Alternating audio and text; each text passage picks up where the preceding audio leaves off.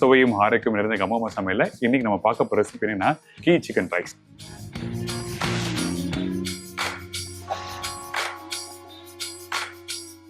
இந்த key chicken rice சொல்லும்போது பார்த்தீங்கன்னா நல்லா வாசமாக இருக்கும், ரொம்ப சிம்பிள். இதுக்காக மெனக்கெட்டு நிறைய பொருள் வச்சு பண்ணுற மாதிரிலாம் இருக்காது. இங்கே பார்த்தீங்கன்னா வெறும் மிளகாத்தூள், மஞ்சத்தூள், தனியாத்தூள், அது கூட இந்த வரமிளகா போட்டு சிக்கனை குக் பண்ணிட்டு அதுக்கப்புறம் இந்த ரைஸை போட்டு சாப்பிடும்போது ரொம்ப சூப்பராக இருக்கும். இது கிட்டத்தட்ட பார்த்தீங்கன்னா ஒரு பேச்சுலர் ஸ்டைல். பேச்சுலர் பார்க்கும்போது வந்து நெய் யூஸ் பண்ண மாட்டாங்க, ஆயில் யூஸ் பண்ணுவாங்க. ஆனால் இந்த இடத்துல ஆயிலுக்கு பதிலாக நெய் எதுக்காக யூஸ் பண்ணுங்கன்னா அந்த வாசனை நல்லா எடுத்து கொடுக்கும். அந்த வரமிளகா வறுத்த பிறகு அந்த நெய்யோடு வறுத்த பிறகு பார்த்தீங்கன்னா சாப்பிட்றதுக்கு நல்லாயிருக்கும். அதனால தான் சின்ன சின்ன சேஞ்சஸ் பண்ணி என் ஸ்டைலில் நீங்கள் பண்ண போகிறோம். சரி, இந்த ரெசிபிக்கு தேவையான பொருட்கள் ஃபர்ஸ்ட் என்னன்னு சொல்லி பார்த்தலாமா?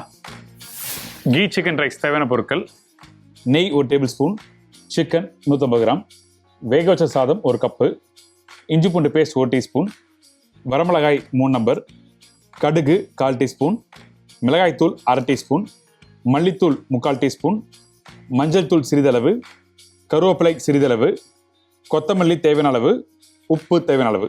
இப்போ இந்த ரெசிபி தேவையான பொருட்கள்லாம் பார்த்துருப்பீங்க. இந்த கீ சிக்கன் ரைஸ் பார்த்தீங்கன்னா யார் வேணால் ஈஸியாக பண்ணலாம். இங்கே கீ சிக்கன் ரைஸ் பார்த்தீங்கன்னா அந்த அந்த வாசத்துக்கும் அந்த ரைஸோடு சாப்பிட்றதுக்கு ரொம்ப எக்ஸலண்ட்டான ஒரு ரெசிபி இது. சும்மா அப்படி அந்த மசாலாவை, அந்த இஞ்சி பூண்டு பேஸ்ட்டு, நெய், வரமிளகாய், இது 3 தான் ஹைலைட்டு. அதே டைமில் இந்த இடத்துல நம்ம யூஸ் பண்ணுறது பாஸ்மதி ரைஸ் பாயில் பண்ணி யூஸ் பண்ணுறேன். நீங்கள் உங்களுக்கு தேவைப்பட்ட பொன்னி ரைஸ் கூட யூஸ் பண்ணிக்கலாம். ஏன்னா அந்த பொன்னி ரைஸ் நீங்கள் யூஸ் பண்ணினா அந்த ரைஸ் நல்லா வேக வச்ச ரைஸாக யூஸ் பண்ணுங்கள். அப்போ தான் அந்த வரமிளகாவோட சாப்பிட்றது நல்லாயிருக்கும். சரிங்களா? சரி, இப்போ அடுப்பு ஆன் பண்ணியாச்சு. இதுக்கப்புறம் நம்ம என்ன பண்ணுறோம், நெய் யூஸ் பண்ணுறோம். இந்த நெய் வந்து 1 டேபிள் ஸ்பூன் சொல்லியிருக்கேன். அந்த தாளிப்புக்கும் அதுக்கு தேவையான அளவுக்கு நெய் யூஸ் பண்ணிக்கோங்க. சரிங்களா? இன்கேஸ் தேவைப்பட்ட கடைசியாக மேலே போட்டுடலாம். இப்போ போகிறோம்டா. அதே டைமில் இந்த வரமிளகாவை பொடிசாக கட் பண்ணி வச்சுருக்கேன். ஏன் இந்த பொடிசாக கட் பண்ணி வச்சுருக்கேன்னா, இதில் போட்டு வறுக்கும் போது அந்த காரத்துக்கும் அந்த நெய்யும் அந்த வாசத்துக்கும் 1-2 ரைஸோடு சாப்பிட்றது நல்லாயிருக்கும். அதனால தான் இந்த மாதிரி கட் பண்ணி வச்சுருக்கோம். இந்த மாதிரி சின்ன சின்ன விஷயம் தான். நம்ம மெனக்கட்டு ஒரு புதுசாக ஒரு ரெசிபி பண்ணலாம் சொல்லி நினைப்போம். அந்த டைமில் அந்த ரெசிபி பண்ணும்போது சின்னதாக சொதப்பலாயிடுச்சுன்னா உங்களுக்கு ரொம்ப கஷ்டமாயிடும். ஆனால் இந்த மாதிரி புது ரெசிபி பண்ணிச்சுங்க, கண்ணை மூடிட்டு வந்துடும், எப்படி பண்ணாலும் வரும். அதனால தான் இந்த மாதிரி ஈஸியான ரெசிபி நம்ம பண்ணலாமே சொல்லிட்டு நீங்கள் பண்ணுறவாங்க. இந்த நெய் சூடான பிறகு நம்ம என்ன பண்ணுறோன்னா கடுகு. இந்த கடுகு வந்து அந்த தாளிப்புக்கு எந்த அளவுக்கு தேவையோ அந்த அளவுக்கு தாளிப்புக்கு வந்து நம்ம கடுகு போடுறோம். இந்த கடுகு நல்லா பொரிஞ்சு வர டைமில் நம்ம என்ன பண்ணுறோன்னா வரமிளகா போடுறதுக்கு முன்னாடி வந்து இஞ்சி பூண்டு பேஸ்ட்டை போட்டுருங்க. அந்த நெய்யிலேயே அந்த இஞ்சி பூண்டு பேஸ்ட்டை போட்டு லைட்டாக மிக்ஸ் பண்ணிட்டு அப்புறம் வரமிளகா போட்டால் கரெக்டாக இருக்கும். இப்போ கூட போடலாம், ஒன்றும் தவிர எதுவுமே இல்லை. ஆனால் அந்த நெய் கொஞ்சம் லைட்டாக சூடாக ஆகிடுச்சு, அந்த ஸ்மோக்கோட டெம்பரேச்சர் வந்துருச்சுன்னா அப்போ என்ன ஆகுனா வரமிளகா கருகிறதுக்கு வாய்ப்பு இருக்கும். அதனால் நம்ம என்ன பண்ணுறோம், இந்த அரைச்சி வச்சிருக்க இஞ்சி பூண்டு பேஸ்ட்டை போடுறோம். இன்னொன்று பார்த்தீங்கன்னா ஆயிலோட வந்து நெய்க்கு வந்து அந்த ஸ்மோக்கிங் டெம்பரேச்சர் வந்து ஹையாக இருக்கும். ஸோ அதனால் வந்து உங்களுக்கு வந்து அந்த ஒரு 2 டேபிள் ஸ்பூன் நெய் சாப்பிட்டா உடம்புக்கு நல்லது. அதனால தான் இந்த இடத்துல நெய்யும் யூஸ் பண்ணுறோம். இப்போ இந்த இஞ்சி பூண்டு பேஸ்ட் போட்ட பிறகு அந்த கடுகு, அந்த இஞ்சி பூண்டு பேஸ்ட்டு, இது எல்லாத்தையும் ஒன்றா போட்டு நம்ம லைட்டாக அப்படி சாத்தே பண்ணுறோம். அதுக்கப்புறம் இந்த வரமிளகா நம்ம காரத்துக்கு எப்படி தேவையோ போட்டுக்குங்க.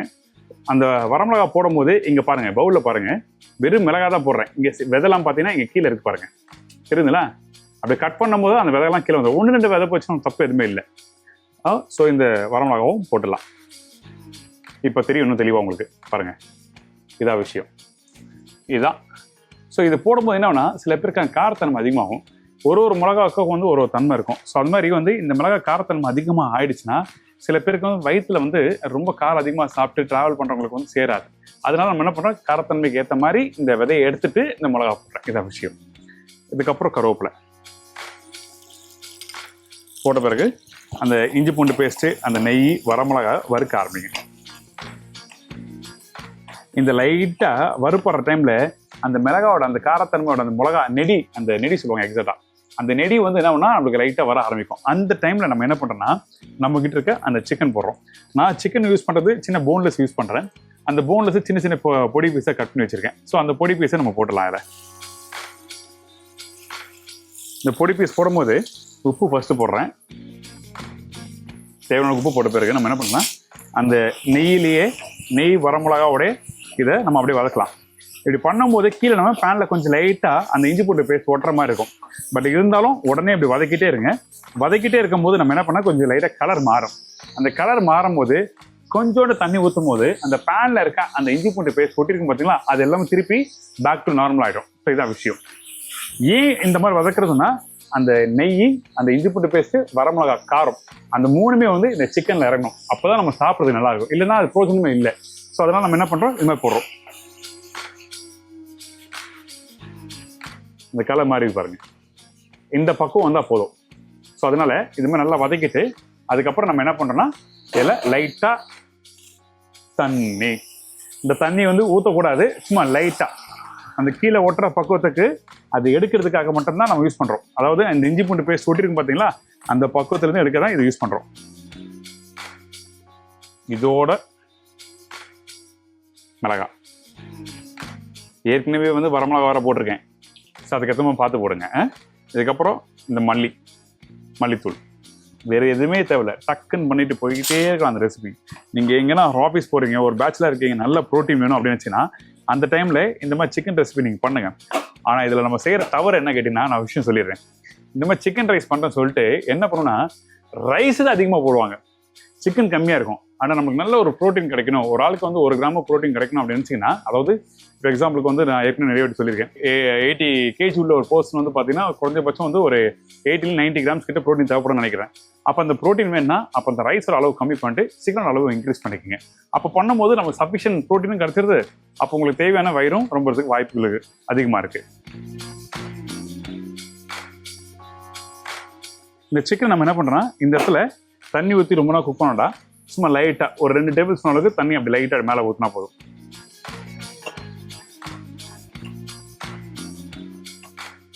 ஓகே, இப்போ இந்த சிக்கன் நல்லா வேகட்டும், அதுக்கப்புறம் பார்க்கலாம்.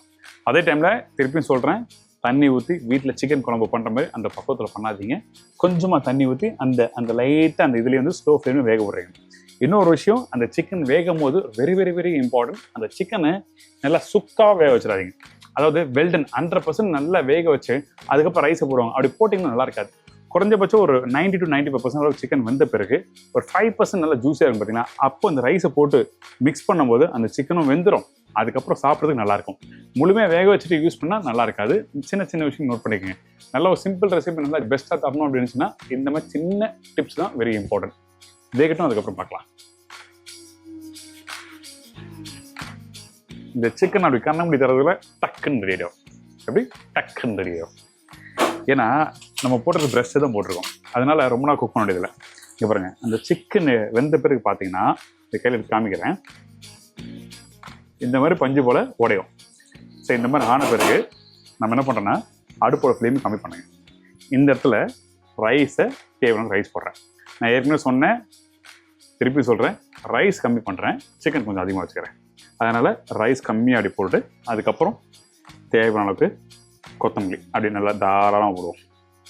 இதோட ஒரு 2 பச்சை கருவேப்பிலை, நெய் தேவைப்பட்டால் நீங்கள் போடுங்க. எனக்கு நெய் வேண்டாம், அதிகமாக இருக்குது ஃபீல் பண்ணிச்சிங்கன்னா நெய் வேண்டாம், நான் சும்மா சிட்டிக்கு அந்த ஒரு வாசனைக்காக ஒரு டச்சு லைட்டாக கொடுக்குறேன். இப்போ ஃப்ளேம் இன்க்ரீஸ் பண்ணுறேன். இன்க்ரீஸ் பண்ணிட்டு நம்ம என்ன பண்ணுறோன்னா இந்த இடத்துல இந்த ஸ்மோக் மேலே வராமிக்குதா, இந்த டைமில் நம்ம என்ன பண்ணுறோன்னா ஃபேன் இப்படி நல்லா கையில் பிடிச்சிங்க, பிடிச்சிட்டு இந்த கார்னரில் இந்த உடன் ஸ்பேட்சில் வச்சுட்டு இப்படி டாஸ் பண்ணும்போது ரைஸும் உடையாது, அப்போ உங்களுக்கு ப்ராப்பராக மிக்ஸ் ஆகும். அதனால் சொல்கிறேன், நடுவில் வச்சு மிக்ஸ் பண்ணாதீங்க. ஸ்டார்டிங் ஃப்ரம் இந்த உடன் ஸ்பேட்சில் வச்சு இங்கே மிக்ஸ் பண்ணணும், இங்கே கை வச்சுன்னா இப்படி ஃபேன் அப்படி போக போக ஈஸியாக இருக்கும்.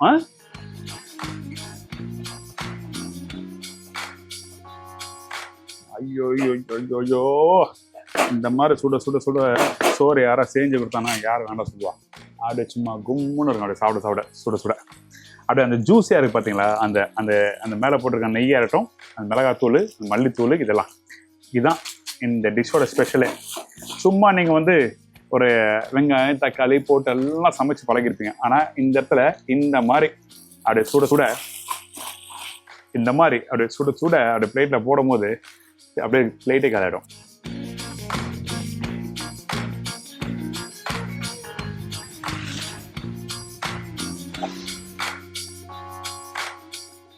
சாப்பிடும்போது என்ன பண்ண முக்கியமாக இந்த ஒரு வரமிளகா இருக்குல்ல, இந்த ஒரு வரமிளகா இந்த ரைஸு அந்த சிக்கனோட சாப்பிடணும், அப்போ தான் அது கரெக்டாக இருக்கும்.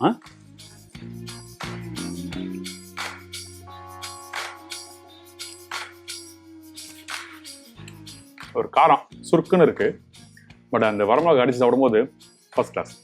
சுட சுட சாப்பிடுங்க, இது பெஸ்ட்டாக இருக்கும். நீங்கள் லஞ்ச் பாக்ஸும் கட்டிட்டு போகலாம். ஆஃபீஸ் போகும்போது எல்லாம் பிரியாணி வாங்கி சாப்பிட்றீங்களே, அந்த பிரியாணி விட்டு இதை சாப்பிட்டு பாருங்கள், கண்டிப்பாக 100% தி பெஸ்ட்டான ரிசல்ட் கிடைக்கும். இதே மாதிரி இன்னொரு சூப்பர் ரெசிபி உங்களுக்கு சந்திக்கிறேன். பாய், தேங்க்யூ ஆல்.